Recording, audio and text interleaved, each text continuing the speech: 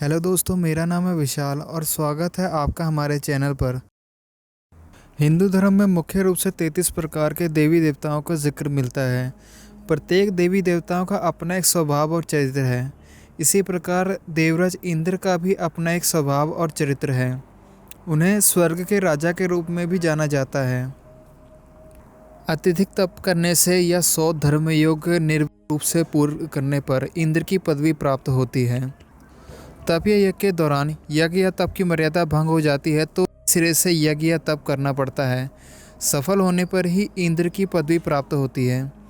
इंद्र के बल, पराक्रम और अन्य कार्यों के कारण ही उनका नाम ही एक पदवी बन गया है। जो भी स्वर्ग पर अधिकार कर लेता है उसे इंद्र की उपाधि प्रदान कर दी जाती है। विभिन्न कालों में विभिन्न व्यक्ति इस पद पर आसीन हो चुके हैं। जो भी व्यक्ति इस पद पर आसीन होता है उसके हाथ में सर्वोच्च सत्ता आ जाती है। इंद्र की पत्नी इंद्राणी कहलाती है। अब तक स्वर्ग पर राज करने वाले 14 इंद्र माने गए हैं। इंद्र एक काल का नाम भी है। जैसे 14 मनवंतर में 14 इंद्र होते हैं, प्रत्येक मनवंतर में एक इंद्र हुए हैं जिनके नाम है यज्र, विपस्थित, शिवी, विदु, मनोजव, पुरंदर, बलि, अद्युत, शांति, विष, ऋतुधाम, देवास्पति और शुचि। वर्तमान समय का इंद्र का नाम पुरंदर है। वह महर्षि कश्यप और अदिति के 12 पुत्रों में से एक हैं। इंद्र के सर्वरूप की बात करें तो सफ़ेद हाथी पर सवार इंद्र का अस्त्र वज्र है। उसके पास अपार शक्ति मौजूद है। वह मेघ और बिजली के माध्यम से अपने शत्रुओं पर प्रहार करने की क्षमता रखते हैं। इंद्र अनेक दुर्लभ वस्तुओं के स्वामी भी हैं।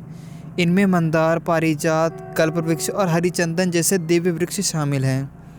उनके पास समुद्र मंथन से प्राप्त हुए ऐरावत हाथी और उच्च श्रवा जैसे दिव्य रत्न हैं। देवताओं ने इंद्र के नेतृत्व में असुरों के साथ कई भीषण युद्ध भी लड़े हैं। अब मैं आपको ये बताता हूँ कि एक मनवंतर में कितने वर्ष होते हैं। धर्म ग्रंथों के अनुसार सृष्टि की कुल आयु 432 करोड़ वर्ष है। इसे 14 मनवंतरों में बांटा गया है।